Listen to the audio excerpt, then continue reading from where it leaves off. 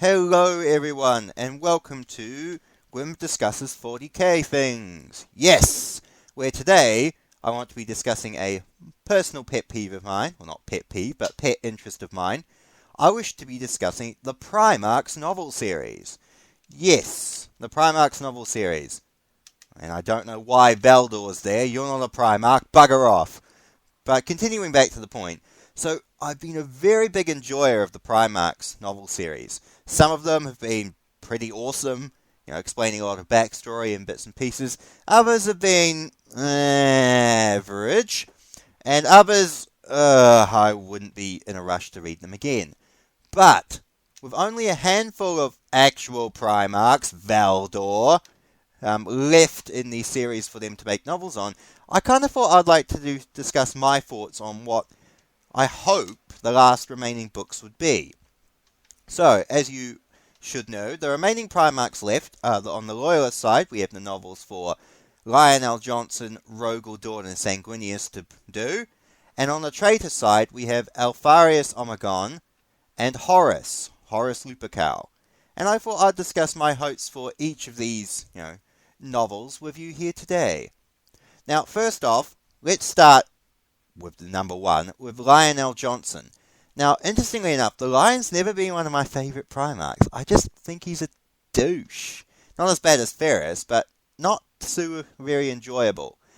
But there have been a few novels of the Lion over the years, which has been pretty good. And I think the most obvious place to start for a novel about the Lion would be actually at his founding. I would like to see how he was found by Luthor. I'd like to see some of his, fighting chaos beasts in the forests of Caliban. But above all that, I'd like to tie that in. I think a dual-part story, which the Primarchs novels seem to be a big fan of the half of it covering Lion and his discovery by Luthor and his adaptation to, living in a human society. And the second half should be the reuniting of Lionel Johnson and his Legion. Because as some of you may know, the Lion was very different when compared to reuniting with some of the other Primarchs, because he was found right in the middle of the Rangandian Xenocides, one of the biggest wars during the Great Crusade, and a threat that almost actually, got the Imperium destroyed, and basically got the First Legion and the Sixth Legion bled to near non-existent numbers. So, with that being said, I'd love a two-part story. So, I'd like to see, the Lion being reunited with humanity under Luthor and his discovery. But I'd also like to see him just thrust right into the heart of the Crusade, fighting Xenos. I think that would be really interesting, just to see the Lion's different perspectives on those things. And give us a bit of backstory into the Rangandian Xenocides, which is something that I really think has been underutilized as a medium. Again, I think this would be a good idea to show a bit of the duality of the Lion, and show how he was a lot different in his discovery than a lot of the other Primarchs. Maybe they'll do this way, I hope so. I really hope we can keep off Caliban and the whole Fallen thing, because it's just old and worn out. So hopefully Great Crusade era Lion would be preferred. Alright, the next one is Rogel Dawn. Now again, this one's basically pretty obvious as well for me personally, because I do not want to see where most of Rogel Dawn's novels are, which is him sulking and moping about on Terra, complaining about how he's having to fortify the palace and ruining its architecture and all that nonsense. I mean, God, he's almost as emo as Corax at this stage, and at least Corax had 80,000 dead legionaries to make him depressed. But anyway, I would actually like to see, for Rogel Dawn's novel, I would like to see him on Inuit, because it's, and perhaps even, the creation of the Phalanx, but it was described in the Forge World novels as Inuit being an actual stellar empire by the time the Emperor discovered it. It was fully functioning mini-empire, like 20 or so planets, I think, from memory. So I'd actually like to see a bit of Rogel Dawn's upbringing. I'd like to see how he discovered defensive warfare, why he's such a proponent of it, and how, his early, how his grandfather, his adoptive grandfather, which is always said in the lore to have shaped his character so much, how he actually shaped his character. So a bit of Great Crusade era Dawn uniting with his Legion would be good. maybe sort of similar style to Vulcans, except not as bad as Vulcans was. So yeah, kind of a basic storyline, but it's one that needs to be explored. And I'd definitely like to get away from Terra and away from Dawn moping. So, a Great Crusade era Dawn or a pre-Imperium of Man Dawn when he's a bit more upbeat would be nice. Alright, now the third one actually made me a bit trouble for a bit, because Sanguinius is such an iconic character. He's my favourite Primarch, definitely. And for his Primarch story, it's kind of hard because there's, so much you could do with him, but there's also not enough, available to do with him, if you get what I'm saying. Because he doesn't have any great after, like scouring stories, because he dies in the heresy. So you can't do a novel like Russ, which has, the flashbacks and flash forward sort of thing. But I think the obvious one, and the one that we'd like to see, is Sanguinius. I think a two-part thing. Sanguinius discovering the Red Thirst and the Black Rage within himself, and on Bal, so a bit of his teenage years, and him discovering the Black Rage and Red Thirst. Well, actually, it was only the Red Thirst before the heresy, but him discovering the Red Thirst in his legion during the Great Crusade. So it'd be nice to see, adolescent Sanguinius, fighting the mutants of Bal, killing a Rad Scorpion or a Fire Scorpion with his bare hands, being the general sort of badass he is.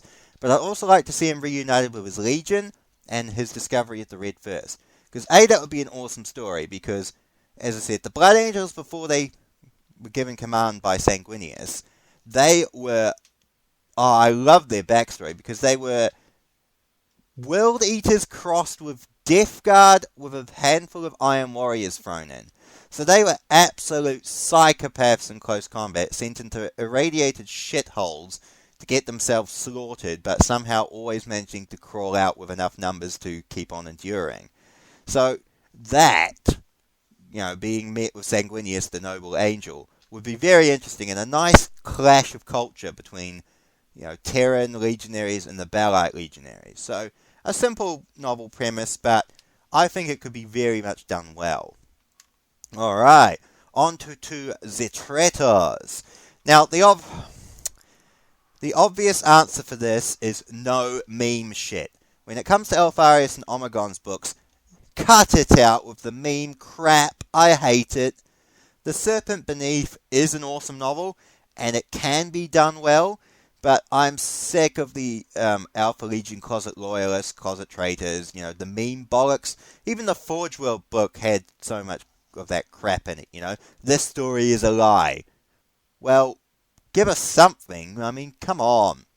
But yes, I would actually like to see, I think, a bit of relationship between Alfarius, Omegon, and his brothers.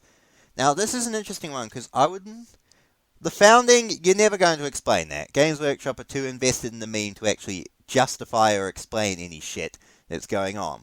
But what I would love to see is how Alfarius, Omegon act different from each other and act different towards their brothers. So I'd love to see, Alfarius' relationship with Horus, or how Omegon views Horus compared to how Alfarius views Horus, things like that. Now, a good example of this would be, back during the Crusade, there's a famous battle where the Alpha Legion, there was a rebelling planet, and the Alpha Legion, used insurgency tactics and basically reclaimed the planet with the loss of, 50 legionaries by using a whole bunch of, espionage and spy stuff, which naturally earned him the displeasure of Dawn and Guilliman, and it's what caused the, dislike between Guilliman and Alfarius. I'd actually like to see that battle, because I'd love to see the Alpha Legion's philosophies in action, and how the rest of the Imperium views them. So, basically a few stories, or a story like that, which would have, Alfarius, Omegon interacting with their brothers, would be a good one, I think. Just get a bit more backstory and, fleshing out of the two brothers, of the two twins as their own separate brothers, and how they view, their other brothers and the Imperium separately. So that would be good. Alright, the last one, which will undoubtedly be the last of the Primarch series, and the one that we've all been anticipating, Horus. Now, There's only one story to tell here, and it is the most obvious story to tell. And they should tell it, but they shouldn't just tell it. And of course, what I'm talking about is Horus's reuniting with the Emperor. Now, for me personally, it's an obvious story that needs to be told. I mean, getting some backstory on the Gang Lord of Cophonia, getting, some inspiration into the Cophonian culture that makes up the Lunar Wolves and Sons of Horus would be really good. So, a bit of, Horus mucking about on Cophonia just before the Emperor shows up, and his reuniting with the Emperor would be really awesome. And it's a story they probably will tell.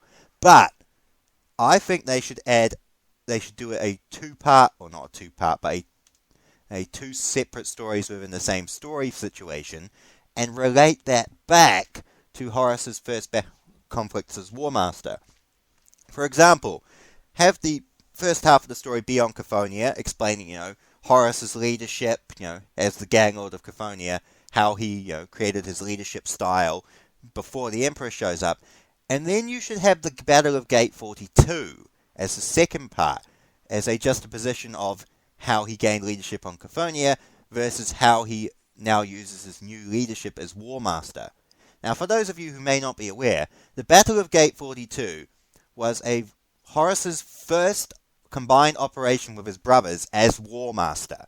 Now, he called the Iron Warriors, the Raven Guard, the Space Wolves, and his own Lunar Wolves together to battle a planet of where alien parasites had taken over the minds of the human hosts. Now, this was Horus's first operation leading his brothers as the War Master, and the end result was about the Raven Guard were cut down to about they lost maybe a third of their numbers, with Lehman Russ of all people, having to break up a fight between Corax and Petarablo, who were going at each other, and Corax leaving and vowing never to serve under Horus again. Now that would be such an awesome story to tell, and I was always disappointed that wasn't the story they told in the Corax novel, because it would have been perfect for the Corax novel, the rivalry between Deliverance-born and Terran legionaries, but that's a discussion for another time. But yes, adding that story in would have the juxtaposition between Horus's gang leadership and his new leadership as War Master, and how he's going from, being the top dog, just ruling over mortals, to suddenly having to be in command over his brothers, and, having to break up the fights and the jealousies and the rivalries between them, and how he's trying to, adapt to this new leadership style. I honestly think that would be an awesome tale to tell. And the Battle of Gate 42 really needs its own, it needs a novel or a short story somewhere. And I think through Horus's perspective, the outside perspective, looking at the events commanding the battle, I think that would be a very awesome story to tell. But we'll see. I still have the theory that Black Library are just going to do Horus reunites with the Emperor, which is what we want to see, and then I want to see it, but it'd be nice to get a bit more than that, if you know what I'm saying. So yeah, those were my thoughts about what the last remaining Primarch novels should be. Get out of here, Valdor, you're not wanted. But yeah, so let me know what you guys think down in the comments below. Do you have any story ideas you think they should do for the Primarch novel series? Do you think there's anything else they should add? Should Alpharius and Omegon be their own separate books? Feel free to pop them down in the comments below and, let me know. So until then, lads, I shall say thank you very much for watching, and I shall catch you all again another time.